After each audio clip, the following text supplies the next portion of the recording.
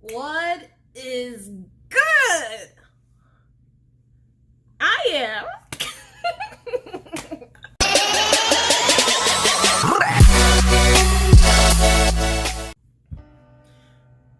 Hi guys, welcome back. Welcome back again to M's Diary. And you know what? Anywho, so today I have something special and something emotional for me. We're gonna do a story time. Thank you, Ruth. And so as you read in the title, the story time is kind of crazy, so you need to stick around. Grab your whatever you snack, and come and sit down. Let me feed you more. So we're going to be talking about how I was bullied for being an American in Nigerian secondary school. Like, I know, as corny as that title might be, because people are gonna bash my country. No, relax. You people bashed me first, and I'm just gonna express myself. Okay, let me give you the genesis of the story. So I just left primary school and I was moving to secondary school, high school, and I mean, over here it's called middle school, but anywho, so the secondary school of my choice, I had two. I think it was Sacred Heart and Air Force.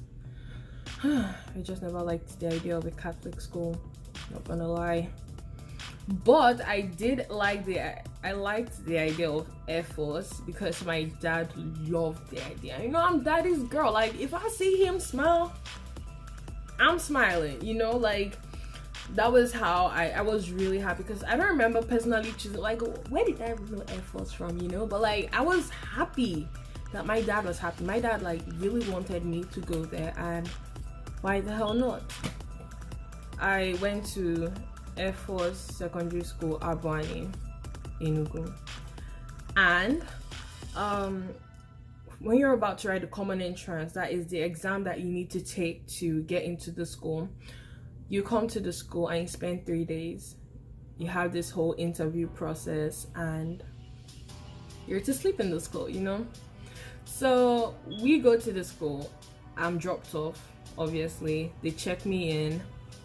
It's looking all good. And first of all, the first day we were pretty much tired, so I don't remember doing anything except eating that night. Then the second day, we had this verbal interview where they just asked me, like, what's 2 times 2?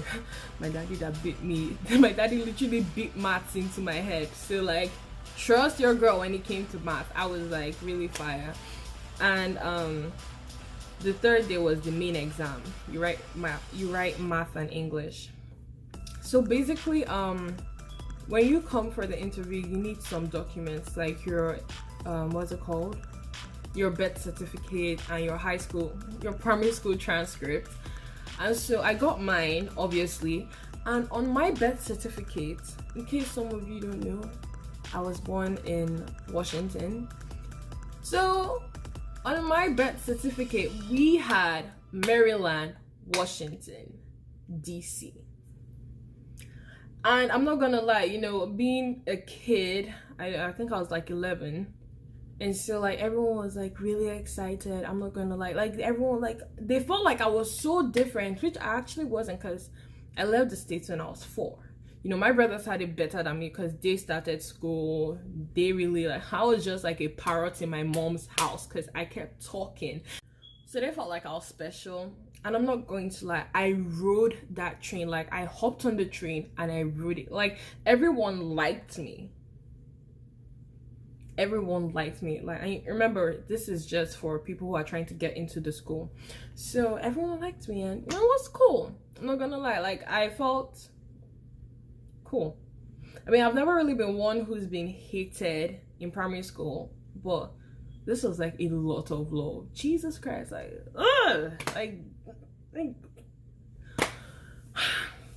but that's okay. So we get through the whole interview process and we get through the exam, and I passed, even though they said that they were not admitting people who were under 12 and I wasn't 12. I remember that because a lot of people were trying to convince my parents to like change my birth certificate and like put that I was 12. But my mom said that, you know, she's a Christian, so she's not going to lie that if the school is really not meant for me, it's not going to be for me. So, but I got in, so I guess that was like the go sign that it was meant for me.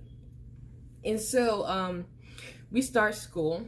Everyone is back now from SS3 to GS2, and so the real tea comes from now.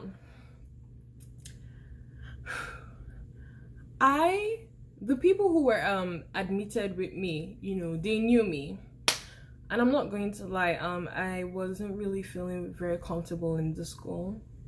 I really just was an outcast. At least I felt like an outcast till the people who got admitted with me into the school had stories to tell about me. The American kid, bro, that was it. Like, just that. I don't know how the whole thing spread, because we were like, there were so many hostels. There were 4 hostels, and they were called red, yellow, blue, green, you know. And I was in red, by the way, but like that just spread, like that just spread to the fullest, and seniors liked me. I legit remember seniors calling me to their bed to sit down and talk with them, because apparently at that point in my life I had an accent. And I feel like I hopped on the train, I'm not gonna lie. So yeah, I might have just like changed the accent a little bit. I changed up my accent just a little bit, but not so much though. But on a serious case, so yeah, a lot of seniors liked me at this point. I was the shit. I was the bomb. Like, till one day, now they were teaching us how to. They punished all just ones, which was where I was at that point, and they were teaching us how to sing the national anthem, the Nigerian national anthem, you know. And I mean, we already knew it, but they said we're not saying the right words, and they also wanted to teach us the school anthem. Cool. You know what happened? So like, they gave us days to like do our own research and like get to sing the national anthem. So they made us kneel down and do it for some reason. Like I said, all of them had like some kind of punishing boner in them, and they were just like really excited to like let it out on the new kids. So the whole just one, at least in my house, in the red house, we're on our knees, and then like we were getting turn by turn to like sing the national anthem and the school anthem. And when it got to me, I didn't know how to sing it. I mean, not the national anthem. Arise, O compatriots. I mean the school anthem. And to date, I don't still know how to sing it. What did you gain? But anywho, so I couldn't sing. They told me to. I sang the national anthem for them. They were okay. They're like, sing the school anthem. I couldn't sing the school anthem. They now told me to sing the American national anthem. Bruh. I don't know how to sing it.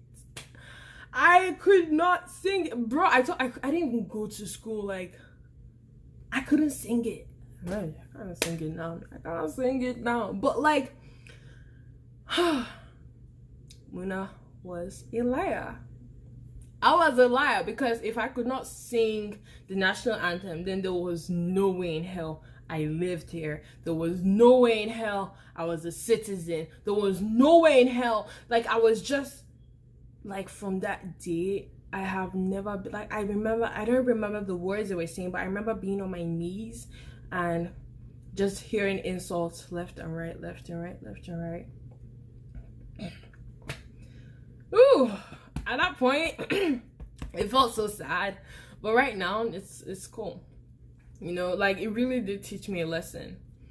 And so I'm like, I never told you guys that I stayed there and my parents brought me to Air Force. Like, I never even told anyone that I was a citizen, man. You saw my birth certificate. You concluded from my birth certificate. You now like all of you that were calling me and saying, Muna, I want to be your school mother, you called me out to be your school daughter, and now Muna cannot sing the national anthem.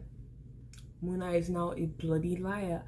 Everyone, like, all the love became hatred.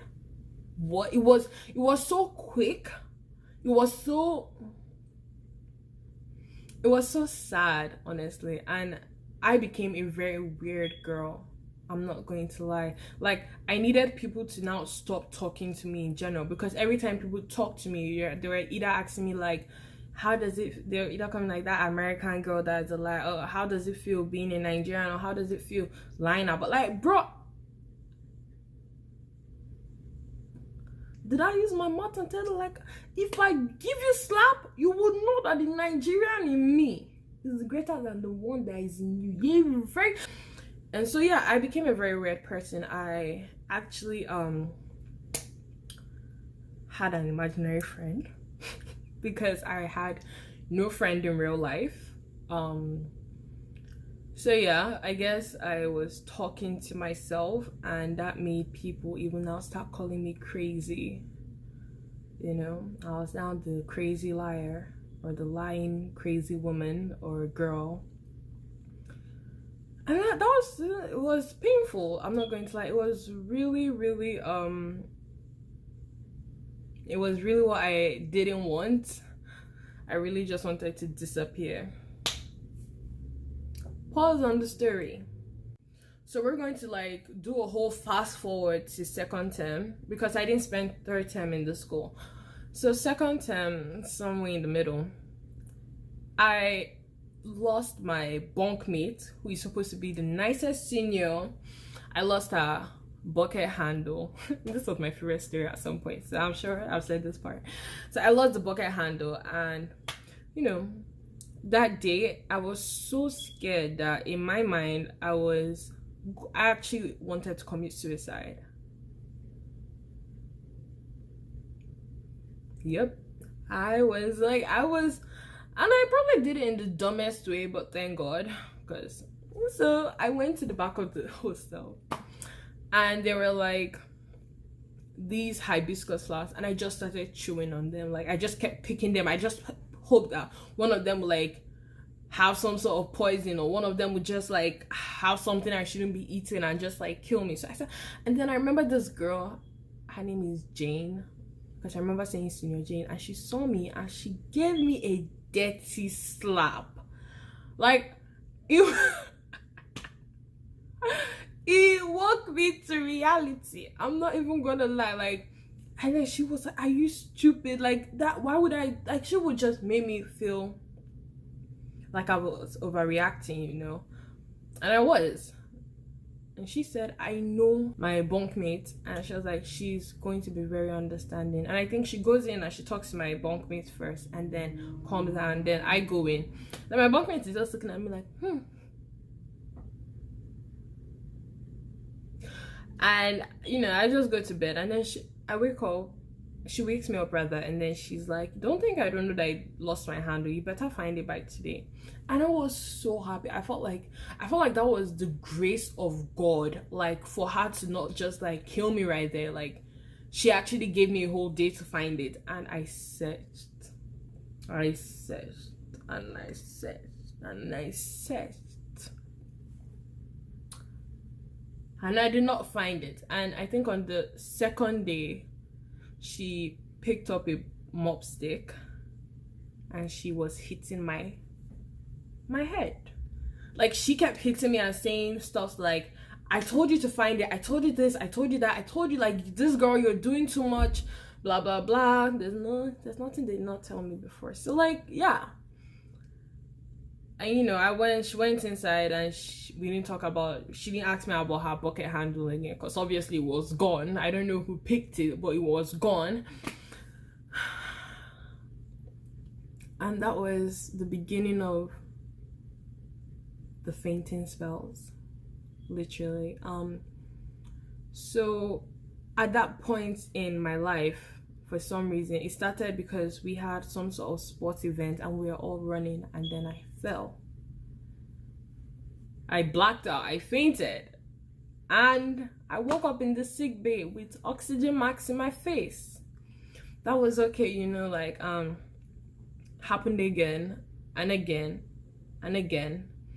And so I had to talk to my fine art teacher, who was also like a sergeant, and he helped me call my mom. And by the way, that's wrong. Like, you're not supposed to have any communication with your parents till school is over. So he helped me call my mom. My mom called my grandma. My grandma brought a whole doctor's reports so that I can be sent home. But then that didn't happen. For some reason, the school got suspicious. Like, how do they know? Blah blah blah. And then they questioned me. 11-year-old girl at that point. I couldn't lie, so I casted on the man. I said he gave me his phone because I had no phone on me. I didn't even have a phone in real life, like outside school, you know. So I'm like, he gave me his phone, and I called, and then they called this man.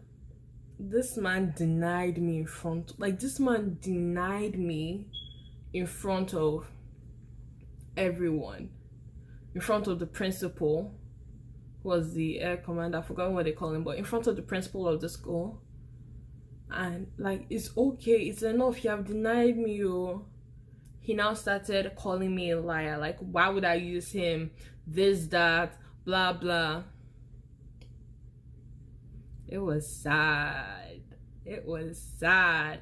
And so I got flogged that day on the floor. They made me lie down on the floor. They flogged me. They sent my grandma home. I didn't go home that day. And you know, the guy could not, like, it's okay, like, you've convinced the principal. I remember kneeling down outside, and then like a whole bunch of seniors, both boys and girls, were like, he was telling them how I lied with his name, this one, that, and then they were now confirming it, like, you know, I'm already weird, I'm already crazy, I'm already a liar, you know, like, to just like put this one right here, because we know she's lying. Like, is it today Muna started lying? Like, so yeah, that was tough. That was tough. I was hated in that school. And then I go home for the holidays, and my mom finally sees me faint, and she was so scared. At least when I saw her, when I woke up and they were beside me, and then there was a drip in my hand. So after doing some scans on my brain, turns out the mop stick that used to hit my head formed a brain clot, which now made every single time that blood was flowing from this side to this side, and this is where the clot was, it took too much time, so my brain shut down temporarily till the whole blood got to this side, and then I woke up. So the oxygen marks you people were putting on my face was unnecessary. Like, you people they thought I was asthmatic, and that was probably because, like, my brother was asthmatic, so they probably say, hey, he's in our family. Like, I could have lost my life because of the pride of that stupid school, the pride of that girl who was my bunkmate, you know, and just everything else. The school really did teach me something about humanity, though. It taught me that just because you're an adult doesn't make you right. It doesn't mean that they'll do the right thing. It doesn't mean they'll put you in front of them. Because that guy, he was so nice, and I understand why he did it, why he denied me. I don't understand why he had to rub it in everyone's face. I guess to like prove that he was actually like not lying, but you know, his job was at stake. It was very wrong to do what he did, but he helped me out, and then it blew back at him, so he just had to deny it, you know. I, who was just a kid at that point, I learned tough lessons at a very young age, you know. But it's okay, because everything that happens in our lives, you know, teaches us and helps us grow more. So anywho, thank you guys for listening, and if you had any similar experience, I would love to talk about it. You guys should hit me up on my social media. You guys should hit me up. I can't sing for anything, but you guys should hit me up on my social media, and Comment down below if you want more story times. I would be more than glad to share more experience with you guys. Anywho, that's it for today.